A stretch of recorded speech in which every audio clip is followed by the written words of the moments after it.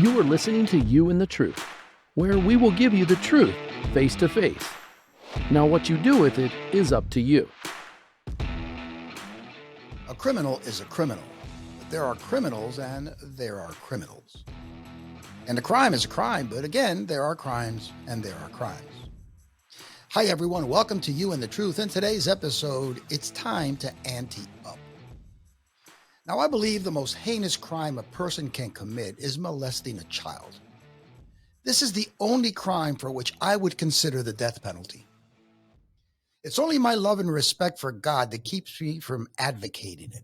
So, with that off the table, as far as I'm concerned, these sickos should never see the light of day again, and societal rehabilitation isn't an option.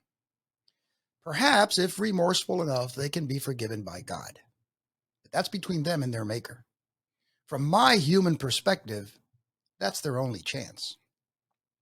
A close second is abusing another human being.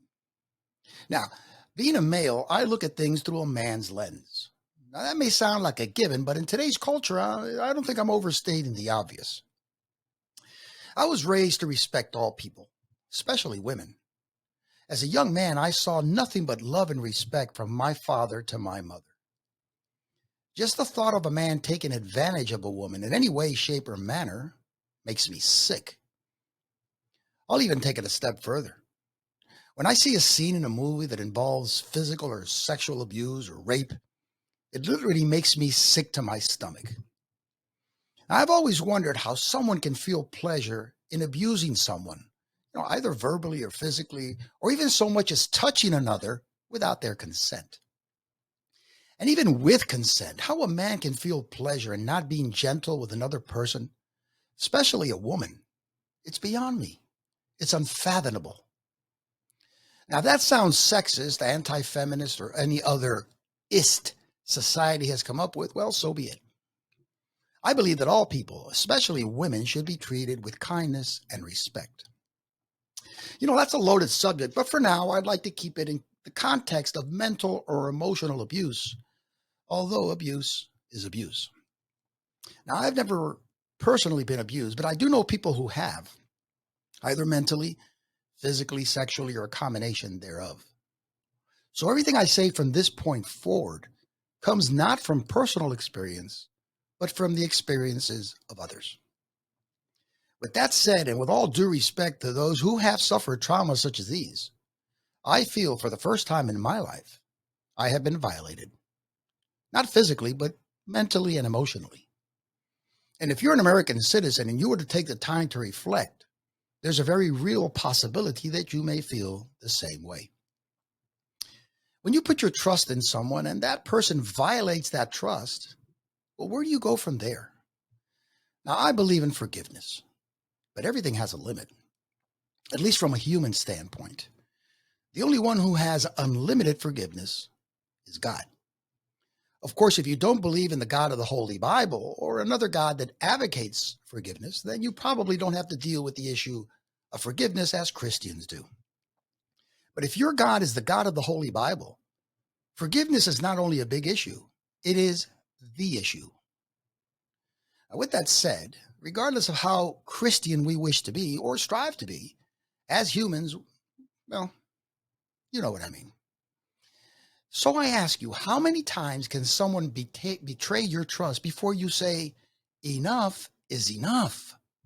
How many times can someone lie to you or stab you in the back until you decide it's time to rebel or turn the page and move on? Now, I venture to say that every human being that has ever walked the face of the earth has suffered from this dilemma. So where do you draw the line? I love analogies. But let's take it down a notch by using an analogy I hope you can all wrap your heads around. How many times does a burglar have to ransack your home or business before you make him pay? How many times does your child or loved one have to steal your money or personal belongings to support a drug habit before you step in? Once again, everything has a limit. And the only one who sets that limit is you, me, us collectively. Now, I've reached that limit with our elected officials. And I don't think I'd be that far off by saying that millions of Americans feel the same way. Enough is enough. Folks, it's time to move on. And it's not only time to move on, it's time to make these congressional criminals pay up. Time for them to pay for what they've done, because everything has a limit. Everything has a price. Everything. In short, it's time to ante up. Many people want to go to heaven, but very few are willing to die to get there. But that's another topic for another day. Regarding the subject before us, our elected officials, with very few exceptions, have been abusing us both mentally and emotionally for decades. We've handed them our lives and those of our families, children, and loved ones as far back as I can remember. And they've done nothing but lie, cheat, and steal from us. And we keep coming back for more. How many times can a man beat a woman before she takes a stand? Before he's made to pay for his abuse? Well, I believe that now is the time for these politicians and government officials to pay the price for their crimes. Congress is a mafia, a well-synchronized organization that answers only to themselves. And I think most people know that, but they're afraid to say it. They just don't want to say it out loud. If any private citizen or anyone outside their organization did 1/10 of what they do and have done, they would be serving hard time. Of course, that's tough to do when those necessary to convict them are members of the same mafia.